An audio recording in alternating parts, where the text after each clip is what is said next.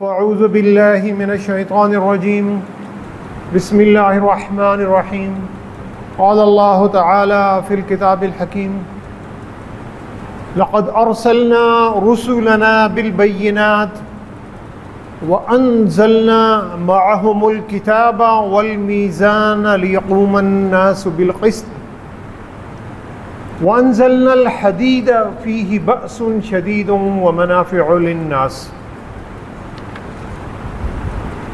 سامعین گرامی، جن حالات سے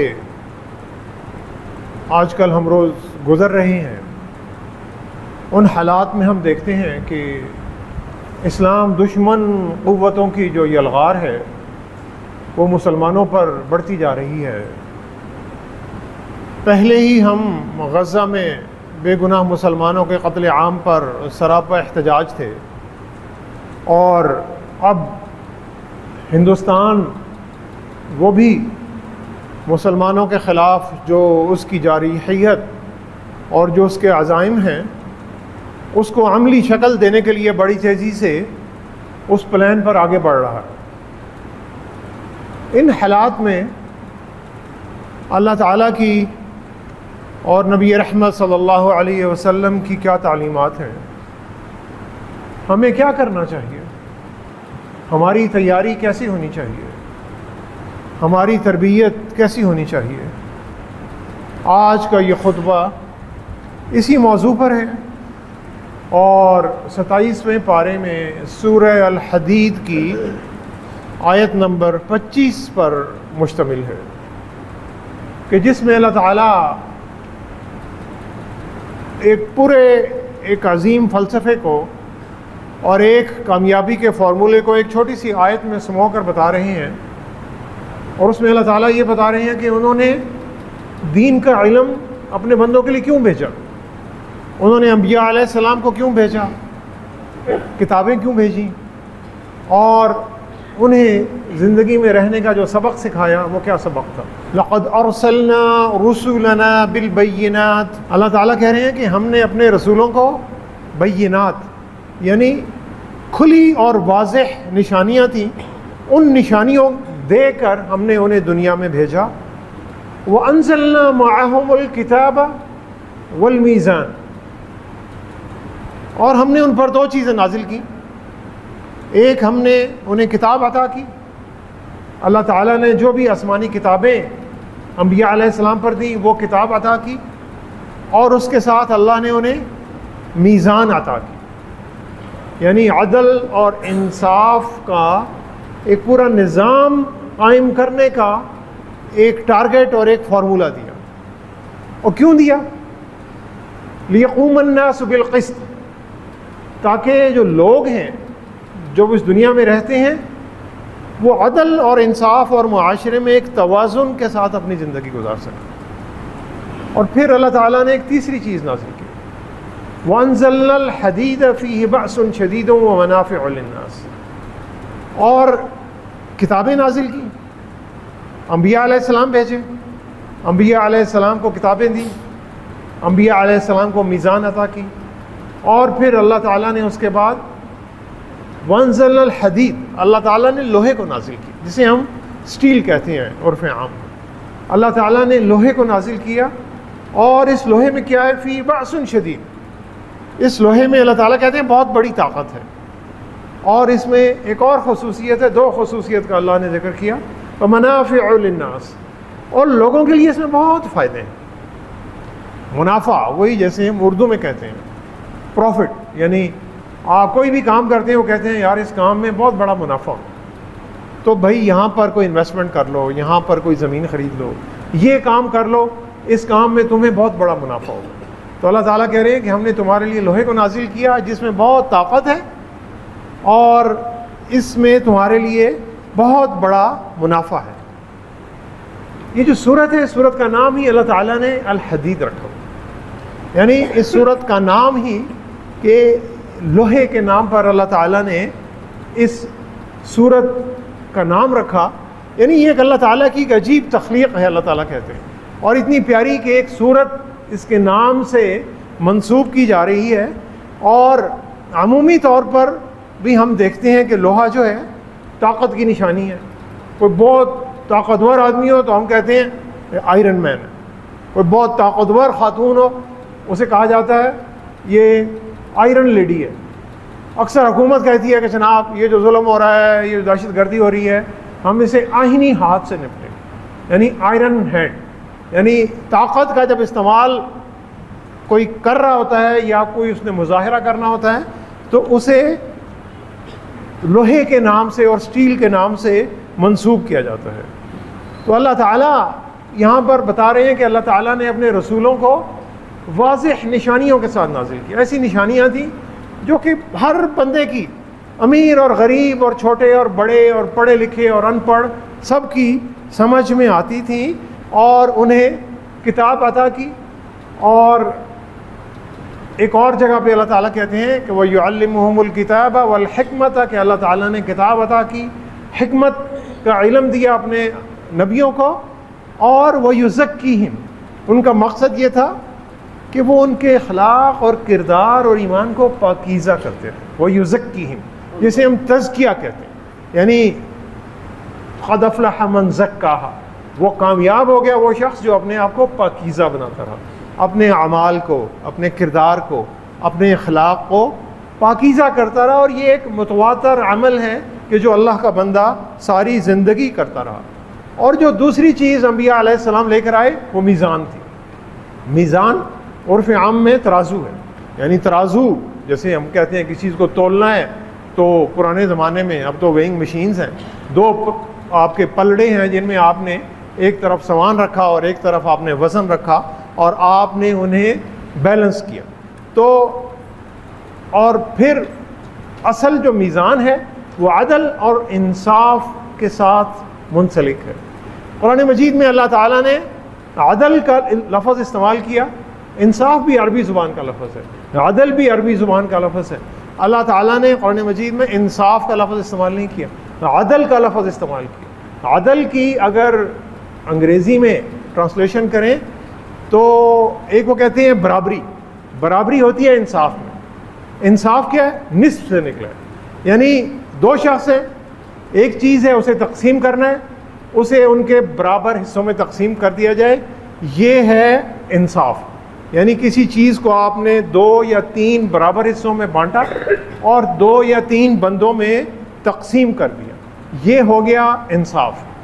اب عدل اور انصاف یہ دونوں لفظ اردو میں بھی اور عربی میں بھی اکثر جگہ پر اکٹھے آتے ہیں، معنی تقریباً ملتے جلتے ہیں. جیسے ہم کہتے ہیں ٹھنڈا اور یخ پانی. یخ کیا ہے؟ یخ وہ ہے ٹھنڈا پانی لیکن جمع ہوا لگتا ہو لیکن جمع ہوا نہ ہو، برف کی طرح دکھتا ہو، برف جتنا ٹھنڈا ہو لیکن جمع ہوا نہیں ہو، اسے وہ یخ پانی ہے اردو میں. تو ہم کہتے ہیں ٹھنڈا اور یخ پانی، یعنی ٹھنڈا اور یخ پانی. عدل اور انصاف، انصاف وہ چیز جو 2 بندوں میں یا 3 بندوں میں برابر 2 یا 3 حصوں میں تقسیم کی جائے. عدل کا مطلب کیا ہے؟ عدل کا مطلب یہ ہے کہ اس چیز کو اس جگہ پہ رکھنا جس کی وہ حقدار ہے. یعنی 2 بندے اگر ایک ہی پوسٹ پر کام کر رہے ہیں، ایک ہی دفتر میں یا ایک ہی دکان پر یا ایک ہی فیکٹری یا کارخانے میں 8 گھنٹے کام کرتے ہیں، ایک بندہ جو ہے زیادہ کام کرتا ہے، اس کی پیداوار زیادہ ہے، آؤٹ پٹ زیادہ ہے، وہ کام زیادہ کرتا ہے اسی 8 گھنٹے میں، اور اس کے کام کی کوالٹی بھی زیادہ ہے. اور ایک بندہ اس 8 گھنٹے میں کم کام کرتا ہے اور اس کے کام کی کوالٹی بھی اچھی نہیں ہے. تو جو بندہ زیادہ کام کر رہا ہے اور جس بندے کی کام کی کوالٹی اچھی ہے وہ بندہ زیادہ اجرت کا حقدار ہے.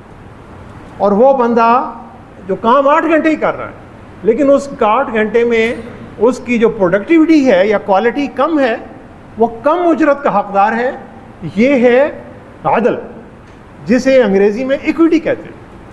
اس کی آسان سی مثال یہ ہے کہ کچھ لوگ، جیسے بڑے لوگ آگے بیٹھے ہیں اور وہ سٹیج کی طرف دیکھ رہے ہیں، تو بڑے بندہ جو ہے قد کا وہ تو بڑے آرام سے سٹیج کی طرف دیکھ سکتا ہے، اور پیچھے ایک چھوٹا بچہ بیٹھا ہوا ہے جو سٹیج کی طرف نہیں دیکھ سکتا. تو وہ بچہ پیچھے نہیں بیٹھے گا، بچے کو آگے بٹھایا جائے گا کہ وہ سٹیج کی طرف آرام سے دیکھ سکے. ہے تو وہ بچہ لیکن اس بچے کو زیادہ حصہ مل رہا ہے. کیوں؟ تاکہ وہ اپنا جو اس کی حیثیت ہے اس کے برابر وہ اس چیز کو دیکھ تو سکے. یہ ہے ایکوٹی. یعنی جو شخص جس چیز کا حقدار ہے اسے اس کا حق ملنا، یہ عدل ہے. تو میزان سے معاشرے میں ایک توازن برپا رہتا ہے. جیسے آئین پاکستان کہتا ہے کہ ہر شخص کو شخصی آزادی حاصل ہے، ہر شخص اپنی مذہب، اپنی فقہ، اپنا جو بھی مسلک ہے اس کے مطابق اپنی زندگی گزار سکتا ہے. لیکن شخصی آزادی کا مطلب یہ نہیں ہے کہ میری جو شخصی آزادی ہے وہ آپ کی شخصی آزادی کو مجروح کرنا شروع کر دے. میری شخصی آزادی سے جب کسی دوسرے کی نفسیاتی، ذہنی اور جو اس کی جسمانی آزادی ہے وہ سلب ہو رہی ہے تو میری آزادی ختم ہو جاتی. یہ ہے میزان. اس میزان سے معاشرے میں ایک توازن رہتا ہے، ہر شخص کو دوسرے کے حق ملتے ہیں. تو طاقتور چھوٹے کا حق غصب نہیں کر سکتا. کمزور اور جو محروم طبقات ہیں انہیں جو معاشرہ اور جو حکومت ہے انہیں زیادہ سپورٹ کرتی ہے. اور جیسے ایک عام جو ٹیکس کا فارمولہ ہوتا ہے کہ امیروں سے ٹیکس لیا جاتا ہے اور غریبوں پر خرچ کیا جاتا ہے. پاکستان میں ویسے الٹا ہے، غریبوں سے ٹیکس لیا جاتا ہے اور حکومتیں اور جو حکومتی اہلکار اور جو بڑے بڑے عمراء ہیں ان پر خرچ ہوتا ہے. اصل جو ٹیکس ہے کہ امیروں سے ٹیکس لے کر غریبوں پر خرچ ہونا، یہ ہے معاشرے میں ایک توازن اور بیلنس. پھر اس کے بعد اللہ نے یہ میزان اس لیے قائم کی تاکہ لوگ قسط پر قائم رہیں. لِيَقُومَ النَّاسُ بِالْقِسْطِ. قسط بھی ایک عدل ہی کی ایک شکل ہے. اور قسط جیسے اردو میں ہم کہتے ہیں قسط کیا ہے کہ جی ماہانہ قسطوں پر آپ یہ چیز لے لیں، یعنی ہر مہینے آپ نے ایک خاص مقدار دیتے رہنے، متواتر دینی ہے. یہ ہے قسط. یعنی عدل اور قسط یہ ایک ایسا نہیں ہے کہ آپ نے ایک دفعہ کر دیا اور ختم ہو گیا. آپ نے روز کرنا ہے، گھر میں بھی کرنا ہے، اولاد کے ساتھ بھی کرنا ہے، رشتہ داروں کے ساتھ بھی کرنا ہے، دوستوں کے ساتھ بھی کرنا ہے، بازار میں بھی کرنا ہے، نوکری میں بھی کرنا ہے، یعنی ذاتی زندگی میں بھی کرنا ہے اور اجتماعی زندگی میں بھی کرنا ہے اور کرتے رہنا ہے. قسط ایک ایسا حق ہے جو دوسروں کا جو ہمیشہ ادا کرتے رہنا ہے، ساری عمر کرتے رہنا ہے. تو اب سامعین گرامی، کتاب کا بھی حکم آ گیا، میزان کا بھی حکم آ گیا.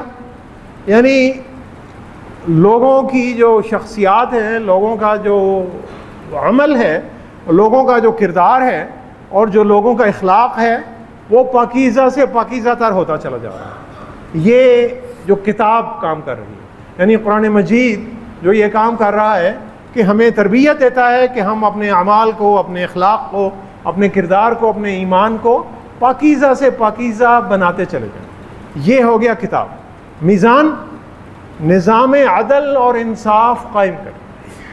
تو نظام عدل اور انصاف قائم کرنا صرف حکومت کی اور عدالتوں کی ذمہ داری نہیں ہے، یہ ہر مسلمان کی ایک ذاتی ذمہ داری ہے کہ جو اللہ تعالیٰ نے ایک فرض اس پہ رکھا ہے کہ اس نے اپنی ذاتی اور جس زندگی میں جہاں جہاں پر بھی وہ دوسروں کے ساتھ اس کے کوئی بھی معاملات ہیں اس نے عدل اور انصاف سے کام لینا. اب معاشرے میں تزکیہ نفس بھی آ گیا، پاکیزگی بھی آ گئی، عدل اور انصاف بھی آ گیا. اب معاشرے میں خوشحالی کیسے آئے، معاشرے میں طاقت کیسے آئے، معاشرہ جو ہے وہ ایک معاشی طاقت کیسے بنے، وہ ایک عزت دار ملک کیسے بنے کہ دشمن اس کی طرف آنکھ اٹھا کر نہ دیکھ سکیں. تو اللہ تعالیٰ کہتے ہیں کہ پھر ہم نے وَأَنزَلْنَا الْحَدِيدَ فِيهِ بَأْسٌ شَدِيدٌ وَمَنَافِعُ لِلنَّاسِ، اور تمہارے لیے ہم نے پھر آسمان سے لوہے کو نازل کیا کہ جس میں بہت زیادہ طاقت ہے اور تمہارے لیے بہت زیادہ منافع ہیں. یعنی اگر اس لوہے کو، اللہ کی اس تخلیق کو کہ جو اللہ نے تخلیق کی ہے، تم نے تخلیق نہیں کی، یعنی یہ جو سٹیل اور یہ جو آئرن ہم استعمال کرتے ہیں یہ اللہ کی تخلیق ہے، یہ منرل کی فارم میں زمین سے نکلتا ہے. اور یہ اللہ کی جو اس تخلیق ہے، اس تخلیق سے تم فائدہ کیسے حاصل کر سکتے ہو؟ سامعین گرامی، لوہا جو ہے وہ کسی بھی معاشرے کی جو معیشت اور جو اکانومی ہے اس میں ایک طاقت کا ایک سمبل ہے، وہ طاقت کا ایک مظہر ہے، اس کے بغیر کوئی بھی معاشرہ جو ہے طاقتور نہیں بن سکتا۔ اب یہ دھات کا ایک ٹکڑا ہے، کیسے یہ دھات کا ٹکڑا ایک بہت بڑی طاقت بنتا ہے؟ اب میں سڑک پہ جا رہا ہوں، مجھے راستے میں ایک لوہے کا ٹکڑا ملتا ہے، ایک سکریپ ملتا ہے، ایک سٹیل کا ٹکڑا ہے، اور میں اس ٹکڑے کو اٹھاتا ہوں، وہ 1 کلو گرام کا ٹکڑا ہے۔ اب میں اس ٹکڑے کو اٹھاتا ہوں، کباڑی کے پاس لے جاتا ہوں، کہتا ہوں یار بھائی اس ٹکڑے کو خرید لو۔ وہ کہتا ہے یار یہ میں 250 روپے کا بیچتا ہوں، تم سے 200 روپے kg خرید لیتا ہوں۔ وہ 200 روپے مجھے دیتا ہے اور اس ٹکڑے کو رکھ لیتا ہے۔ یہ اس ٹکڑے کی ویلیو تھی، جو لوہے کا ٹکڑا۔ اب ایک اور شخص ہے، دوسرا شخص ہے، وہ ایک سمجھدار شخص ہے، اس کے پاس علم ہے، اسے بھی یہی لوہے کا ٹکڑا ملتا ہے۔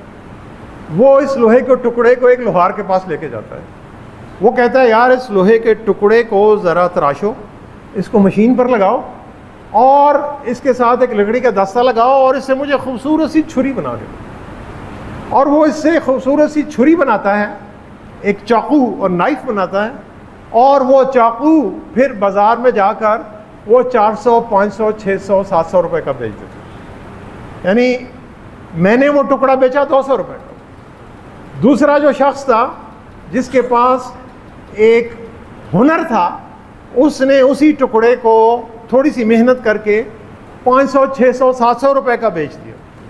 اب ایک تیسرا شخص آتا ہے، اسے بھی وہی ٹکڑا ملتا ہے، وہ اس ٹکڑے کو اٹھاتا ہے اور اسے ایک بھٹی، لوہار کی بھٹی میں لے جاتا ہے، فرنس میں۔ وہ کہتا ہے بھائی اس ٹکڑے کو پگھلاؤ اور اس ٹکڑے کے ساتھ تھوڑا سا کرومیم ڈالو، ایک الوائے ہے، ایک مرکب ہے جو ڈالو، اور جب لوہے میں کرومیم ڈالتے ہیں تو لوہا کیا بنتا ہے؟ لوہا سٹین لیس سٹیل بن جاتا ہے، یعنی سٹین لیس سٹیل، ایک ایسا سٹیل جس پر کوئی داغ نہیں لگتا۔ یہ عام ہم استعمال کرتے ہیں، سٹین لیس سٹیل کے برتن، سٹین لیس سٹیل کی چھریاں، سٹین لیس سٹیل کی بہت ساری چمچے، کانٹے، یہ جو ساری کٹلری جو ہے یہ سٹین لیس سٹیل کی بنتی ہے۔ یہ عام لوہا ہے، اور اس لوہے میں ایک جب کیمیکل ڈلتا ہے، ایک اور دھات ڈلتی ہے، تو یہ ایک سٹین لیس سٹیل بن جاتا ہے۔ وہ سٹین لیس سٹیل سے پھر ایک برتن بناتا ہے، اور اس برتن کو بازار میں لے جا کر 3 4 5 ہزار روپے کا بیچ دیتا ہے۔ پہلے شخص نے 200 روپے کمایا، دوسرے شخص نے 500 600 700 روپے کمائے۔ یہ جو تیسرا شخص تھا کہ جس نے اس میں تھوڑا سا ایک اور علم اور ہنر ڈالا، تھوڑی سی اور محنت کی، اور اسی لوہے کے ٹکڑے سے اس نے 6 7 8 ہزار روپے کما لیے۔ اب ایک چوتھا شخص ہے کہ جسے اللہ نے زیادہ علم عطا کیا ہے، وہ اسی ٹکڑے کو ایک اور فرنس کی بھٹی میں لے جاتا ہے، وہ کہتا ہے اس میں کرومیم بھی ڈالو، اس میں مولیبڈینم بھی ڈالو، اس میں ٹنگسٹن بھی ڈالو، 2 3 چیزیں اور ڈالو، تو یہ کیا بنتا ہے؟ یہ پھر ایک ہائی سپیڈ سٹیل بن جاتا ہے۔ ہائی سپیڈ سٹیل، جتنے ہم ٹولز اور اوزار استعمال کرتے ہیں، کینچیاں اور جو بڑی اچھی کوالٹی کی چیزیں ہیں، بلیڈ اور ساری چیزیں، ان میں ہائی سپیڈ سٹیل استعمال ہوتا ہے، یعنی وہ سٹیل جو استعمال کرنے سے گھستا نہیں۔ اور اس جب ہائی سپیڈ سٹیل سے کوئی بھی ایک پرزہ بنتا ہے، وہ پرزہ کسی گاڑی کا بھی ہو سکتا ہے، وہ پرزہ کسی جہاز کا بھی ہو سکتا ہے، وہ پرزہ کسی گھڑی کا بھی ہو سکتا ہے، اور صرف اس پرزے کی قیمت جو ہے وہ 50,000 سے 1 لاکھ روپے ہو سکتی ہے۔ تو یہ جو چوتھا بندہ تھا، اس نے اسی ایک لوہے کے ٹکڑے کو، 200 روپے کے ٹکڑے کو 50,000 یا 1 لاکھ روپے کے ٹکڑے میں کنورٹ کر دیا۔ یہ ہے وَمَنَافِعُ لِلنَّاسِ کہ اللہ نے اس میں تمہارے لیے بہت زیادہ منافع رکھے۔ اور اب یہ جو چوتھا بندہ تھا، اس نے رزق حلال بھی کمایا، وہ اپنے اور اپنے گھر والوں کی بہت اچھی پرورش بھی کر سکتا ہے، اور حکومت کو ٹیکس بھی ادا کر سکتا ہے، تاکہ حکومت اس ٹیکسوں کا پیسہ معاشرے کے محروم اور جو غریب طبقات ہیں ان پر خرچ کرے۔ اگر وہ حکومت عدل اور انصاف پر مبنی حکومت ہے تو وہ پھر اس ٹیکسوں کے پیسے کو غرباء پر خرچ کر سکتی ہے۔ تو سامعین گرامی، حضرت داؤد علیہ السلام کے، جن کا اللہ تعالیٰ نے قرآن مجید میں کئی مقامات پر ذکر کیا، وہ ایک بہت بڑے بادشاہ تھے۔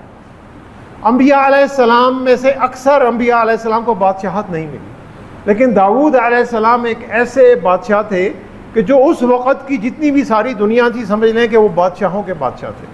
اور لیکن حضرت داؤد علیہ السلام کو اللہ نے خاص علم عطا کیا تھا، اور وہ قرآن مجید میں اللہ تعالیٰ کہتے ہیں وَأَلَنَّا لَهُ الْحَدِيدِ، ہم نے ان کے لیے لوہے کو نرم کر دیا تھا۔ اور لوہا تو لوہا ہے، لوہا تو نرم نہیں ہوتا، لیکن جب آپ بھٹی میں ڈالتے ہیں تو لوہا نرم ہو جاتا ہے۔ یعنی اس علم کو استعمال کرتے ہوئے آپ نے جب اس لوہے کو بھٹی میں ڈالا تو وہ لوہا نرم ہو گیا، اور اللہ تعالیٰ کہتے ہیں کہ ہم نے پھر داؤد کو حکم دیا تھا ان اعمل سابغات وقدر فی السرد، کہ اس اب لوہے سے تم زرہیں بناؤ، یعنی جسے باڈی آرمر کہتے ہیں، کہ لوگ وہ زرہوں کو پہنے اور جنگ میں اپنی جانوں کو بچا سکیں، یعنی جانوں کی حفاظت کرو۔ وقدر فی السرد، اور ان کی جو کڑیاں ہیں زرہ کی، ان کو بڑی خوبصورتی سے، بڑے طریقے سے ڈیزائن کر کے ان کو آپس میں ایک دوسرے کے ساتھ جوڑو، یعنی عوام الناس کا بھی فائدہ اور حضرت داؤد علیہ السلام کا بھی فائدہ، کیونکہ حضرت داؤد علیہ السلام بادشاہ ہونے کے باوجود، پوری زمین کے خزانوں پر قابض ہونے کے باوجود، اپنی کمائی اپنے ہاتھ سے کماتے تھے۔ نبی رحمت صلی اللہ علیہ وسلم نے فرمایا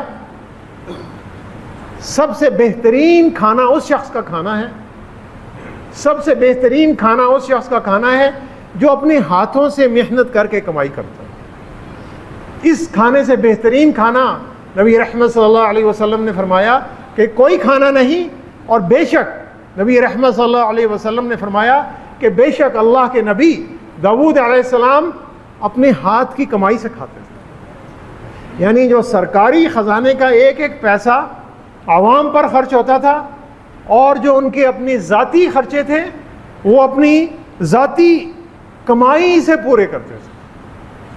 تو سامعین گرامی، ہاتھ کی اور جو محنت کی کمائی، اور اس محنت کی کمائی میں ہنر اور علم کو ڈالتے رہنا اور بڑھاتے رہنا، یہ ہے ومنافع للناس، یہ ہے بأس شدید، کہ اس سے انسان انفرادی طور پر بھی خوشحال بنتا ہے، طاقتور بنتا ہے، اور جس معاشرے میں وہ رہتا ہے، جس ملک میں وہ رہتا ہے، جس قوم میں وہ رہتا ہے، اور جس قبیلے میں وہ رہتا ہے، وہ قوم، وہ قبیلہ، وہ ملک بھی خوشحال اور طاقتور بنتا ہے۔ نبی رحمت صلی اللہ علیہ وسلم کے پاس ایک صحابی آتے ہیں اور بڑے ضرورت مند ہوتے ہیں، اور ہاتھ پھیلاتے ہیں اور کہتے ہیں کہ یا رسول اللہ صلی اللہ علیہ وسلم مجھے امداد چاہیے۔ نبی رحمت صلی اللہ علیہ وسلم نے سوال کیا کہ آپ کے کیا گھر میں کچھ نہیں ہے؟ انہوں نے کہا کہ ایک بوری کا ایک ٹکڑا ہے جسے ہم نیچے رکھ کر جس پر سوتے بھی ہیں اور جسے اپنے آپ پر اوڑھتے بھی ہیں، اور ایک لکڑی کا پیالہ ہے۔ نبی رحمت صلی اللہ علیہ وسلم نے کہا کہ جائیں اور دونوں چیزیں میرے پاس لے کر آئیں، اور جب وہ دونوں چیزیں لے کر آتے ہیں تو نبی رحمت صلی اللہ علیہ وسلم نے باقی صحابہ سے سوال کیا کہ کوئی ہے جو ان دو چیزوں کو خرید لے؟ تو ایک صحابی نے کہا کہ میں 2 درہم میں ان دونوں چیزوں کو خریدتا ہوں۔ نبی رحمت صلی اللہ علیہ وسلم نے وہ دونوں چیزیں بیچ کر ان کو 2 درہم دیے ان صحابی کو، اور کہا کہ آپ جائیے اپنے گھر میں جائیے، 1 درہم سے اپنے گھر میں کچھ کھانے پینے کا سامان چھوڑائیے، اور 1 درہم سے آپ کلہاڑی اور رسی خرید کر لائیے۔ وہ صحابی واپس آتے ہیں، 1 درہم سے وہ کلہاڑی خرید کر لاتے ہیں۔ نبی رحمت صلی اللہ علیہ وسلم نے اپنے دست مبارک سے اس کلہاڑی میں دستہ لگاتے ہیں، اور کلہاڑی اس کے حوالے کرتے ہیں، اور ان سے کہتے ہیں کہ جائیں آپ جنگل میں جا کر لکڑیاں کاٹیں اور ان لکڑیوں کو بیچیں، اور 15 دن تک میں آپ کو نہ دیکھوں۔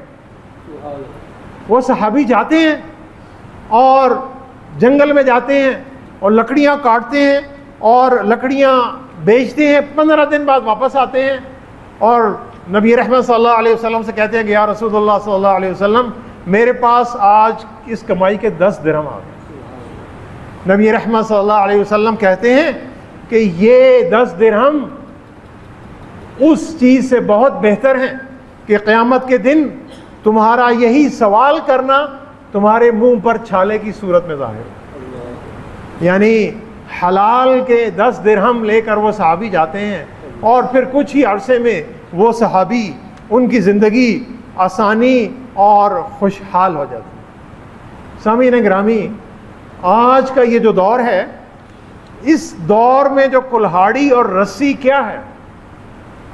وہ ایک فون ہے جو ہمارے ہاتھ میں، سب کے ہاتھ میں، بچوں کے ہاتھ میں بھی اور چھوٹوں کے ہاتھ میں بھی اور بڑوں کے ہاتھ میں بھی، امیر کے ہاتھ میں بھی، غریب کے ہاتھ میں۔ میرا حال ہے جتنے بندے اس مسجد میں بیٹھے ہیں سب کے پاس ایک ایک سمارٹ فون ہے، سب کے پاس انٹرنیٹ ہے۔ یہ کلہاڑی اور ایک رسی ہے آج کا۔ تو سامعین گرامی، اگر کوئی شخص جس کے پاس ایک فون ہے اور جس کے پاس ایک انٹرنیٹ ہے اور وہ کہتا ہے کہ میں غریب ہوں اور بے روزگار ہوں، تو قصور اس کا ہے، قصور معاشرے کا نہیں ہے، قصور سسٹم کا نہیں ہے۔ ہنر سامعین گرامی سیکھنا پڑے گا، محنت کرنی پڑے گی۔ علم جو پہلے کتابوں میں تھا، آج کل وہ علم مفت ہے، وہ علم آپ کہیں سے بھی آسانی سے حاصل کر سکتے ہیں۔ لیکن ہم فونوں پر کتنے گھنٹے ضائع کرتے ہیں، سوشل میڈیا پر دیکھتے جاتے ہیں، یہ میری پوسٹ چلی گئی، یہ میری پوسٹ بلاک ہو گئی، یہ اس نے واٹس ایپ کر دیا، یہ اس کو میسج بھیج دیا۔ سامعین گرامی، اس سے کچھ نہیں ہوتا۔ علم وہ ہے کہ جو انسان سیکھتا ہے، اس پر عمل کرتا ہے اور اپنے لیے اور اپنے گھر والوں کے لیے اور دوسروں کے لیے وہ منافع للناس بنتا ہے، ان کے لیے فائدہ مند بنتا ہے، ان پر بوجھ نہیں بنتا۔ تو وہ مسلمان جسے اللہ نے صحت مند جسم عطا کیا اور جسے اللہ نے ایک صحیح دماغ عطا کیا، وہ غریب نہیں ہو سکتا۔ اسے ہنر سیکھنا ہے، اسے علم سیکھنا ہے۔ یہ انبیاء علیہ السلام کی سنت ہے۔ پیارے نبی صلی اللہ علیہ وسلم نے فرمایا کوئی نبی ایسا نہیں گزرا جس نے بکریاں نہ چرائی۔ سارے انبیاء علیہ السلام، حضرت آدم سے لے کر محمد صلی اللہ علیہ وسلم تک، سارے انبیاء علیہ السلام بکریاں چراتے تھے۔ ان کے پاس ہنر تھا، کسی نے کپڑے سیے، کسی نے بڑھائی کا کام کیا، کسی نے کوئی ہنر کا کام کیا، کسی نے تجارت کی، کسی نے کچھ کیا۔ پیارے نبی صلی اللہ علیہ وسلم نے تجارت کی۔ نبی رحمت صلی اللہ علیہ وسلم تجارتی قافلوں کو سمجھتے تھے، وہ سمجھتے تھے کون سا مال کہاں بک سکتا ہے۔ حضرت خدیجہ رضی اللہ تعالی عنہا نے اسی لیے اسلامی تاریخ کا سب سے پہلا مضاربہ، جسے ہم کہتے ہیں، بینکوں والوں سے پوچھیں اسلامی بینکنگ، وہ کہتے ہیں مضاربہ کریں۔ مضاربہ کیا ہے؟ شراکت داری ہے۔ حضرت خدیجہ رضی اللہ تعالی عنہا نے نبی رحمت صلی اللہ علیہ وسلم سے شراکت داری کی، اس لیے کہ نبی رحمت صلی اللہ علیہ وسلم کے پاس ہنر تھا۔ نبی رحمت صلی اللہ علیہ وسلم اس ہنر سے اپنے لیے اور دوسروں کے لیے فائدہ مند بنتے تھے۔ اب سامعین گرامی، تھوڑا سا میں آپ کو پیچھے لے جاتا ہوں۔ 2001 میں امریکہ نے افغانستان پر حملہ کیا، 2003 میں امریکہ نے عراق پر حملہ کیا، یعنی 2 مسلمان ملکوں کو بے دردی سے حملے کا شکار کیا گیا اور قتل عام کیا۔ پاکستان میں ایک بہت بڑی ایک احتجاجی تحریک چلتی تھی، اور اس وقت یہ تھا کہ جو امریکی مصنوعات ہیں ان کا بائیکاٹ کیا جائے۔ میں نے قسم کھائی تھی کہ میں پیپسی اور کوک کو ہاتھ نہیں لگاؤں گا۔ امین گرامی، 23-24 سال گزر گئے ہیں، میں نے آج تک پیپسی اور کوک کو ہاتھ نہیں لگایا۔ لیکن کیا اس سے کوئی مسلمانوں کی جو معاشی حالت تھی وہ بہتر ہو گئی؟ اور کیا جو کفار کی طاقت تھی وہ کم ہو گئی؟ نہیں ہوئی۔ کیوں؟ یہ ہمارا خیال ہوتا ہے کہ ہم صرف بائیکاٹ کریں گے تو امریکہ کو اور یہودیوں کو بڑا نقصان ہوگا، تھوڑا سا ہوگا، کوئی خاص فرق نہیں پڑے گا۔ پیپسی اور کوک اور آج بھی فلورش کرتی ہیں۔ نقصان تب ہوگا کہ جب مسلمانوں کے اپنے برانڈ کوک اور پیپسی کے مقابلے میں ان سے بڑے برانڈ بنے۔ آج تک یعنی اس 25 سال گزرنے کے بعد بھی کوئی بھی پاکستانی ایک برانڈ اس لیول پر نہیں آیا کہ جو کوک اور پیپسی کا مقابلہ کر سکے۔ پاکستان کے جو 24 کروڑ لوگوں کی آمدنی ہے، یہ جو 2 کمپنیاں ہیں، اس کا نصف یہ صرف 2 کمپنیاں کماتی ہیں۔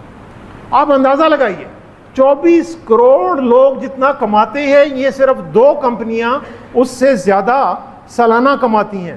تو سامعین گرامی ہمارے پاس را مٹیریل ہے، ہمارے پاس لوہے کے ٹکڑے ہیں، نوجوان ہیں جن کے پاس ہنر نہیں ہے، انہیں باعلم ہونا پڑے گا، انہیں باہنر ہونا پڑے گا، را مٹیریل سے فنش پروڈکٹس بنانا پڑتا ہے۔ انسان کو بھی اسی طرح جو را مٹیریل ہے اسے لوہے کی بھٹی میں ڈالنا پڑتا ہے، اسے تکلیفوں سے گزرنا پڑتا ہے، اسے آلائشوں سے پاک ہونا پڑتا ہے، اسے برائیوں سے دور ہونا پڑتا ہے، اور اسے بہتر ہونا پڑتا ہے، اور اپنے اندر سے جو کمزوریاں ہیں انہیں نکالنا پڑتا ہے، اور اپنی صلاحیتوں کو بڑھانا پڑتا ہے، تب لوہے میں طاقت آتی ہے۔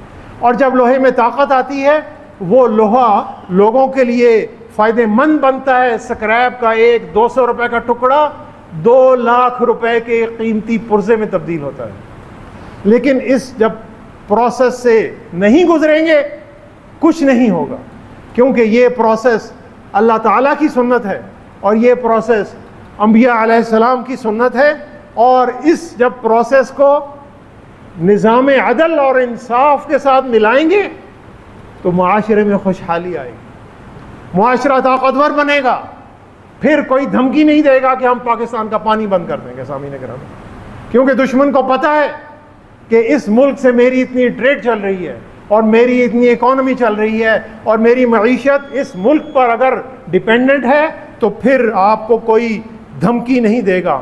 سامعین گرامی دعا کریں کہ اللہ تعالیٰ ہمیں اپنے اپنے جس ہنر میں بھی ہم کام کرتے ہیں ہمیں اپنے اس ہنر کو بڑھانے کی توفیق عطا فرمائیں۔